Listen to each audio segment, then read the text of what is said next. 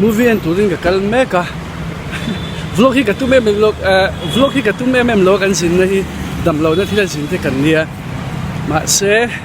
pur tu chuang ka ron vlog tu du ta gen ka tia kan record chop le de o hleka kanu hi kan zaya Guwahati a pathian sara kan tha khop maya tuna hianin Sunday tlai ania tilama chuan ti tur fa kom lo wangin gunol no kha nan board tu tuk lo nan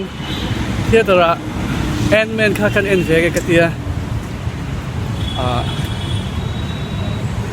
munom don nge don lo po ka shelo ma se dang ken to munom ka tia KFC o lo ma ta hian Guwahati chang chak tu ka kal lo college zilai kan na lai chinu ni wangin kan college zilna mo college kan kalna ni mayang chu ani wangin kan chiang ve thokata kan kal lo nu hianin lo chang kan om to lo nu hianin lo chang kang to ka tan ken dona sim center kan college kal lo chang ti men kan chwa changa kum som pani na veli tong chu mo tu na ka kal hi rai to bang bang ko mai a chang dan chu pui takani chang takani kan tinge hi ka kal da tu ni PVR a kian movie kan en don ni अभी हम घर भी मतलब 8 बजे city center hi mall tharani a thar to longa pi ma se a thar pol chu ni thawa anuam to pa chu hi azau box ya enge Guwahati ki changkang tu pakhatani amol hi changkang to alian ka pa achunga hian branch po hei changkang tak tak len dal tak tak khawma kha alar chan pakhatani ya hei chung kan lu dona chunga checking hi an ti thlapa milo check thlap don ni ta hian no security a hian hei chung chu ni ya so ta thin sonin a opia alian to pa mo azau ve to pani chu he mall hi chu a changkang ve top Guwahati a oma chuan ti mai ang kan om lai te kan le khan se lai te ngai to chuan changkang to takani third floor a hian game zone oma chuan third floor fourth floor a hian bowling puiking in fiang chi la mom ve thunga ke mai thia to ra ka kal dona 5:25 hi ka timing ani ya ka movie timing ani ya tin dar na ka to chawang chuan hun ka hmang tam lo me tan lift ka langa ka chho don ni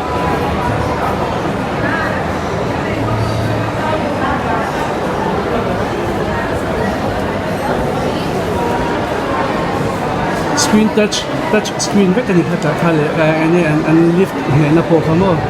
changkang khop na ani lo lam kan mi ta chho tu kan lo eng sia poi lo achunga lo in met sa an hoi lam kha chu ron ti lan chim na ni mai nga chungin brand so mi changkang hom to pa da Milano Tommy Hilfiger so da chon kan huwa da Milano te chon Blink Roots te Aldo te si chang la dama chunga po mo mai den ti VIP Nike Miniso po Miniso it's at si kim khop mai om na hi mo cái là mi rồi hong ma sa kan kal mai ang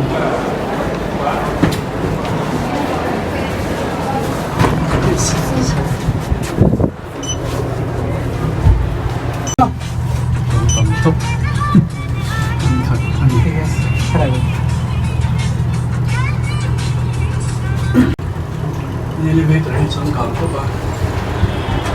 cái lòng đó có khán ngoài nó có rộng nó đi chỉ ai nó có rộng đâu á floor này bây giờ căn tan nó cho nó floor này bây giờ khán đi xoay đó na cái lòng đó thốt có khán cái là hiểm thôi đi cho changkang hộp này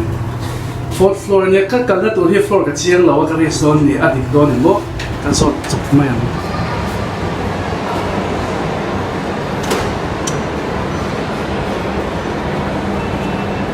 số tay mình số nhiều hè anh cần phê nghe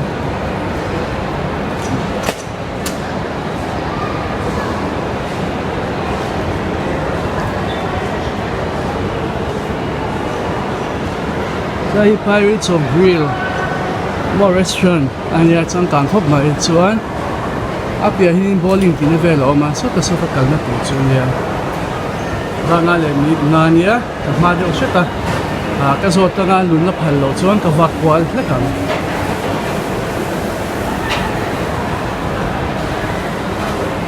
kom na floor huai che hemi zone huai che hianin englawom game zone mo no pang khel chi he bowling hin nuam ka ti tu ka khel pui tur ka mulawa ka chak bia chon in sum so chon ke mai ka vakal to kan mani han kal le to sel mai la mo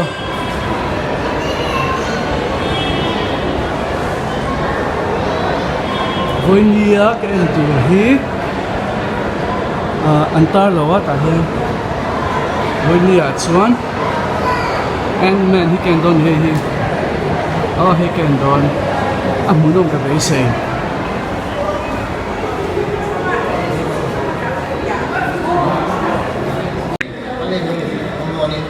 ये पोस्टर का देन है भाई ये क्या है ये वाला संस्कृत और अपलोना ये भी nan min check zawa he ka lu na tu ne 5 he ka ni na tu ma sen la hong lo de nan ka lo hak don ni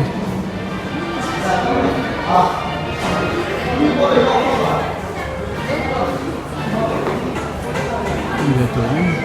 chwa le tu de ni sa hi e tu lam na ve de ni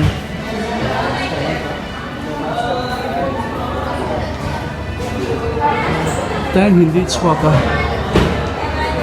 asam mista po at chwa ko ni atam khop mai ye le he ni tu hi mo he kan phang pui lo lo cheu yo a pui ve de be ka ni ti la hi kan school ke di college kan kala chon dona planet ta khan no mai kai restroom ani ani pale me che an ko ka chon he number 1 he the number 1 ni 2 ani ya tu na hian chon he 3 ani ya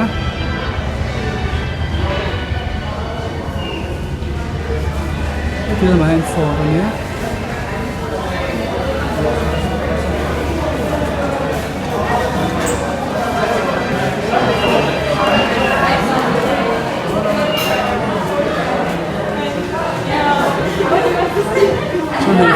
pangao man ni Peter pangala yo hen itu nen ko da sa wang hen kan zo chinang ke itu ka lang hal don la don lo he ta hen kasken tira he ta kasken tira ta hen ka la don ni no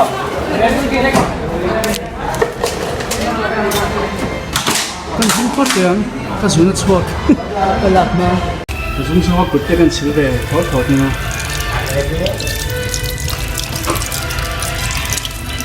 根本这边感觉更浅了，对人呢。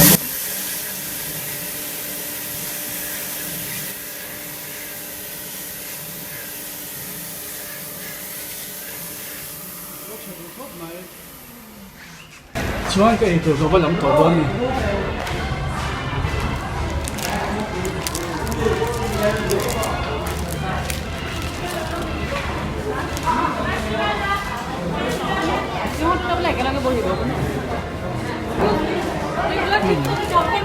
Excuse me?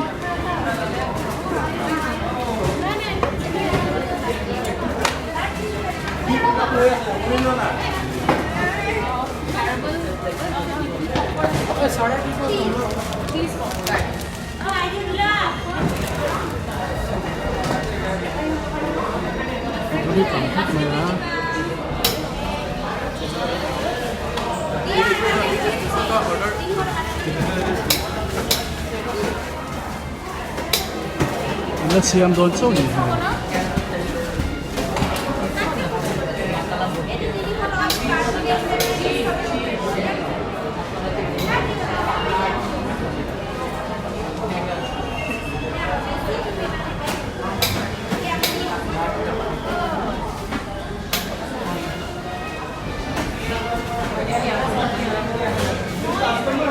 Sa counter chu an sia thang di ka ni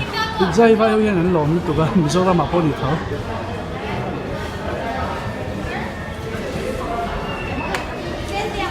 aba lian fa he ke tu ei zo theng ni ma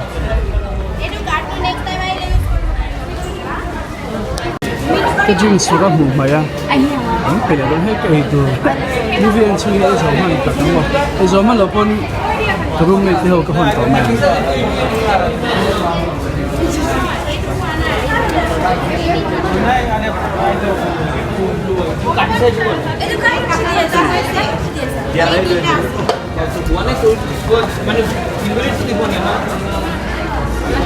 cái tụ video lắm rồi cái thảo phải em là bằng chứ thì hiện nè cái hàng được tất cả mấy đoạn movie show hơn tuổi mà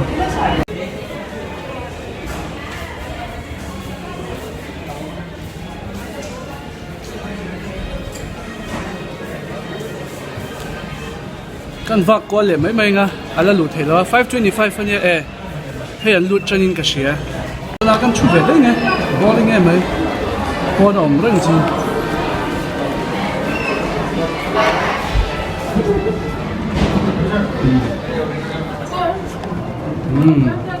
red carpet a kan kal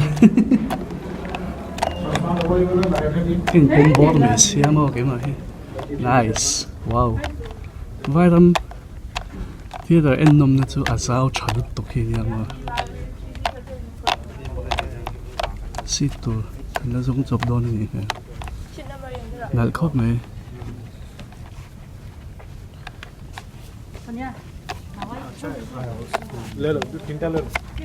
cái chuột nó tuổi R17 này à thím đâu lắc thôi cái chuột nó tuổi cái giống mấy R17 nào cái chuột đó na GH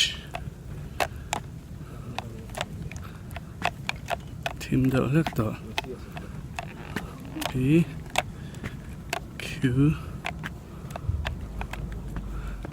R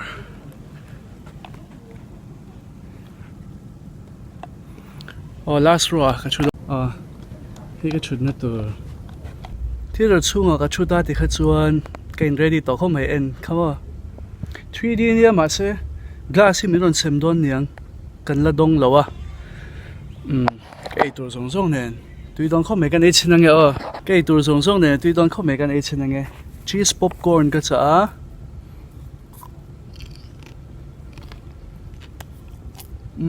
จันมาจัง movie จันมาจังเองเนี่ยตัวละตุก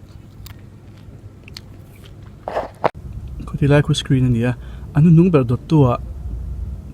กัจชัวอะไรชาดาดาเอ็นนวมโดนครบไหมอะไรหัวเวลาพวกคนช่วยละอีเอ็นนวมตัวท่าวังช่วงหินสาวชามผู้กุลาดันตัวเวลานี้กัจชุดน่าจังจุนกัจชุดดีกลาสก็ละละเวลาว่ากัจจุดลำลูกกันไงLegend kitchen or ammunition backup facility. Your safety is our priority. Kindly follow the exit route shown here in case of an emergency. Do not panic. Our staff will assist. สังการเนี่ยมันจะไอ้เป็กครับอัฐรังลักกันเราห้องอัง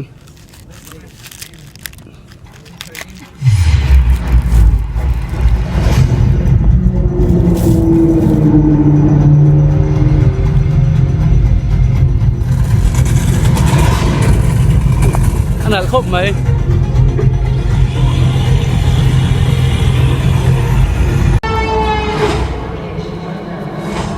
Transporting 35 passengers ตกลงไหมไว้เขาไหลจนให้หล่นซ่องจบอันนู้นเขาเสียโมกันตก on a long-range exploratory mission. สวกจันโดนเช่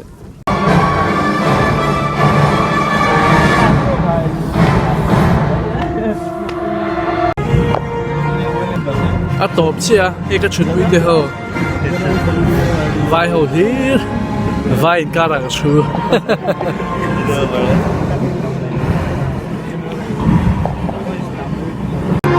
cái tụi cái tầm cái tiếng tụi các bạn sẽ kể số mặt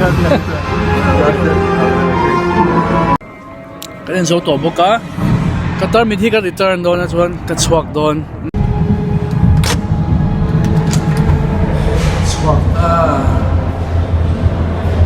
làm gì chứ tụi mình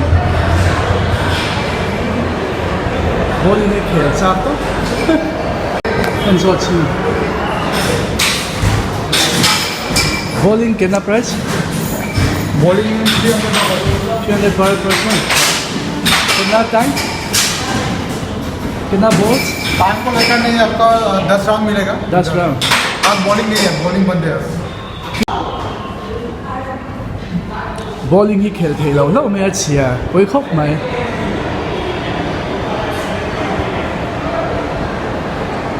खानिन movie 演出说话好这怎么办对吧？我 phố công ạ khi là nghe một pick up hình như tụi nó mà pick up hiền á mua hin hoàng về xem chứ mà anh tây hơi về thì mà cái chúng là mà chẳng ai lần đam nè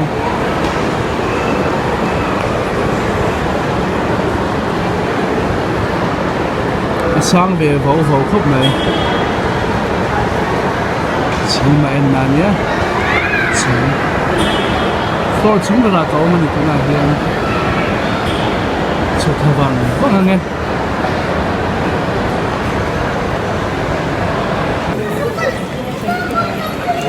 restrooms cái giống các một thầy lâu đấy để khơi floor là hiện ông cái sẽ xí là vậy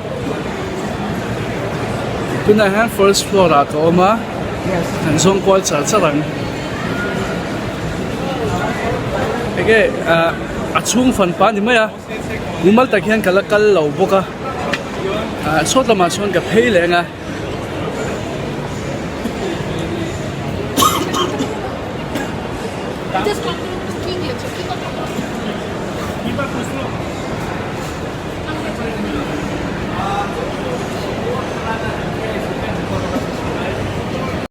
mà hiện Hamlin số mà Hamlin xí cái lỗ tốt quá nó thấy cái này vàng anh đi bắt khát ba cả lại nó bằng tôi rồi đó nha nó bằng tôi rồi thì chỗ ăn hoàng về chúng chúng thì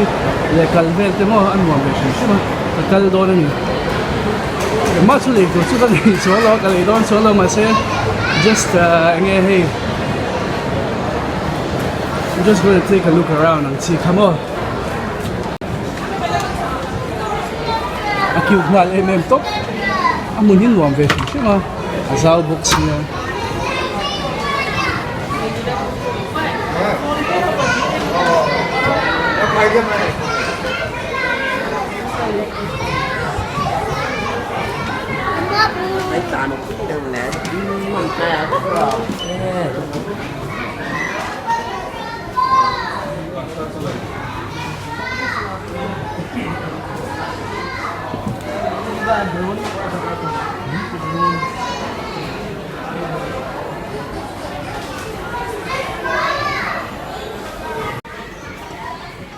nó tốt chúng ta hiện là xin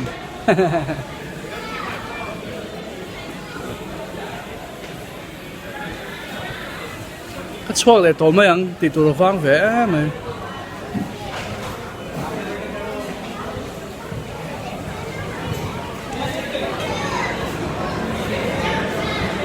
vang vẻ hay families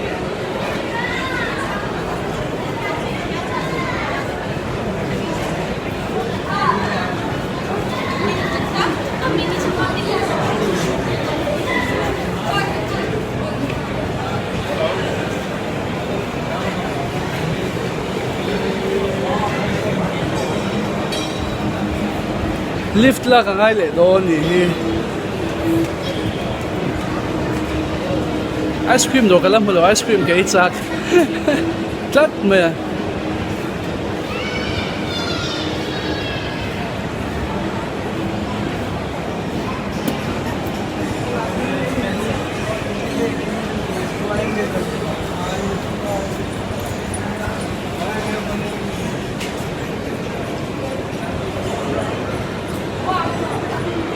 escalator ra hanggang calvation siya mga lift lang na ngay chon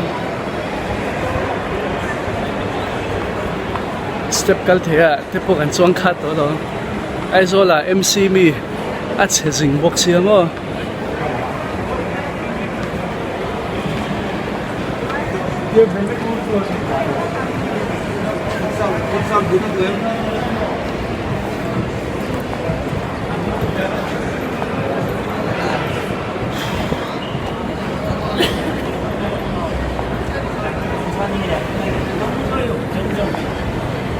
Cái chân xe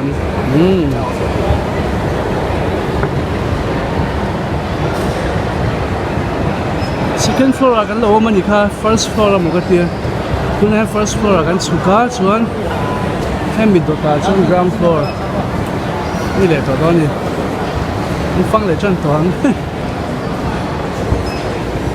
mua kia mà tại mình đi sống về à mua kia mochi nghe mochi I don't know jockey Finally, toilet. Hey, long ka zan. Pwede mo ito. First toilet, kapag kasino toilet ko ba? Popcorn eh, nakamo. Ito ba? Kapag kasilok na.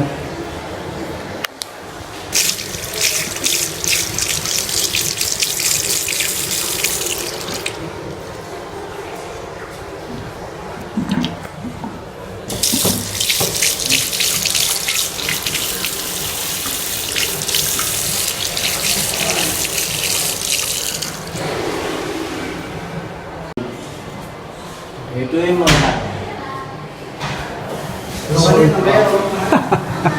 Ni bag popok.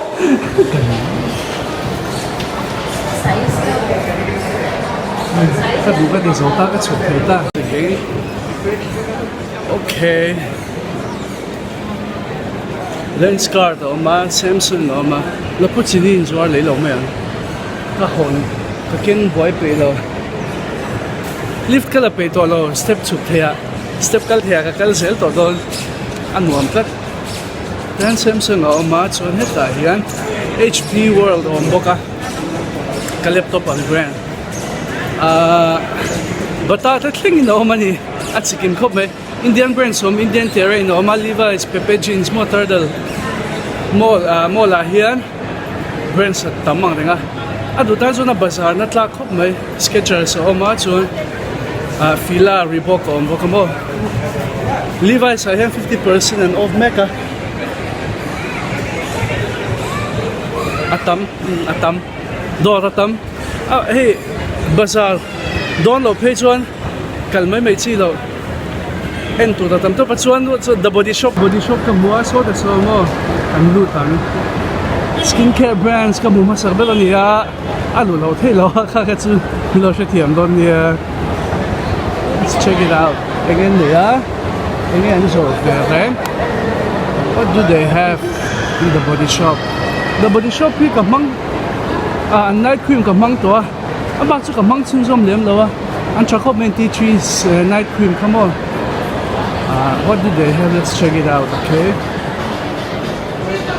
They have men's section. Yeah, spa. And tea tree collection here, la re memo.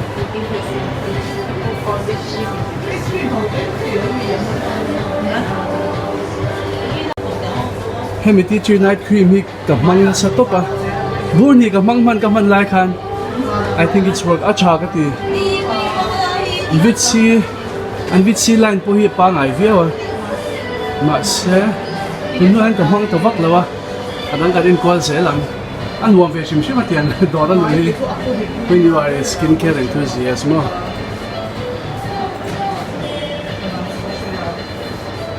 gift pouch ne boka skincare pouch let's take another look an vitamin an lip balm hi chabon to pa lip balm hi awem le vit lip balm hi kamang na sa to pa eye cream ni lip balm chu to hello ada nga mong kan sin lip balm hi mong si lo he lip wilai pon man nuam o barang chi kha di ta mo chu ma cho ni ma mo ka ni em do em ma ka ni don lo ka lut ri wat ka don en pui zoi zoi che ni kha. This is the shop, the body shop mo. Nice. Okay, that's it. Nice. Calvin Klein alone le ah. Amo hi zao lian cha se kan leng to pani zu Birkenstock. Gant. Nge Jan, nge Gant. I don't know.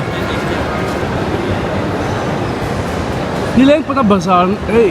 bazaar tak budan so ni leng de bazaar na thamom ve. Amo hi lian cha Tommy Hilfiger kan hule super dry po ma chuan kan sunglass ha to ya nice he tam hi exit ania tam hi entrance khan ya tam pang hi so tam hi exit khan ya kan kal don ni kan chuak to don ni chuak to ma yang o tam movie en chang kha daria ta to chu te pon min lo ngai ve do to ka ringa ka kal bo san rei to lu to ka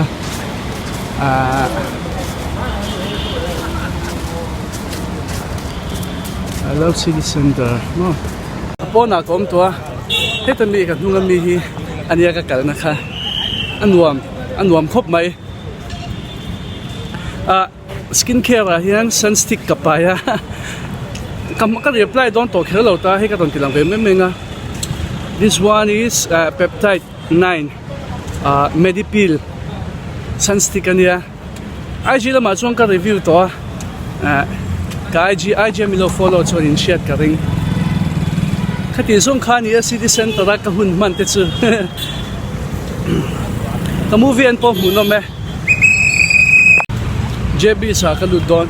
An switch sa tweet to pa hemi te mo. JB siya. Kan ludlo ka nga. Thank you. Sweets ka rin lang. Only variety chocolate.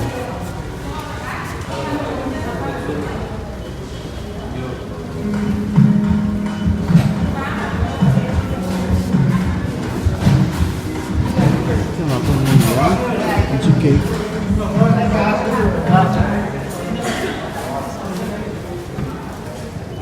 Okay.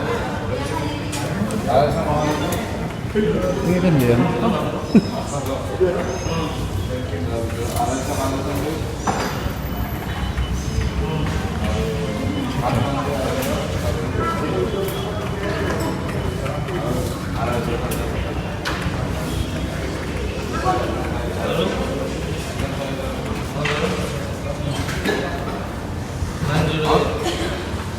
कितना हुआ?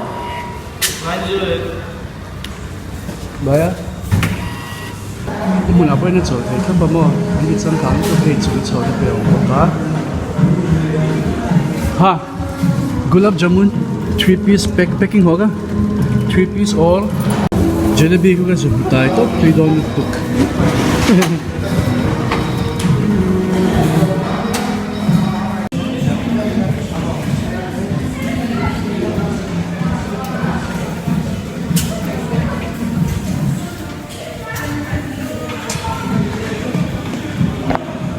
Cái này nó mạnh sát ăn sụt mấy cái thằng hạc đó cả bây cái này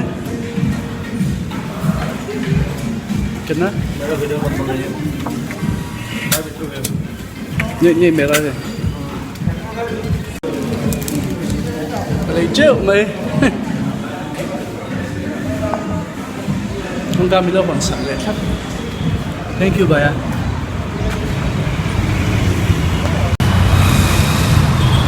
Sa hian kulfi house oma kulfi kan yang kulfi tu ka ti thel tu ba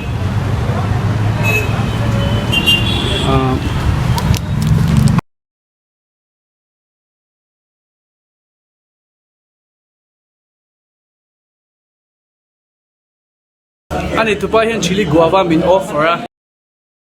atui do lem kan lo ei chinan ei tur ka zota atam lu tu ka mo dur than tur kha.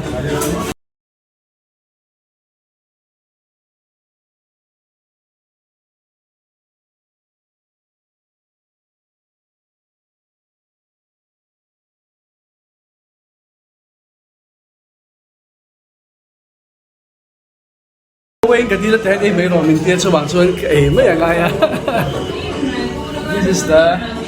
ice cream that I'm going to take. Chili guava. Yes, chili guava. Thank you.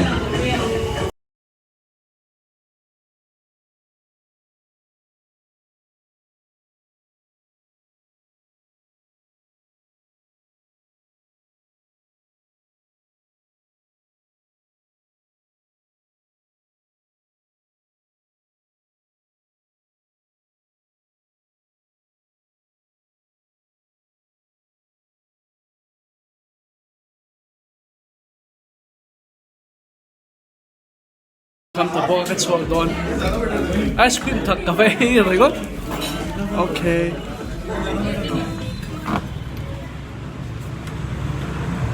Hole nal thei ta đi khan.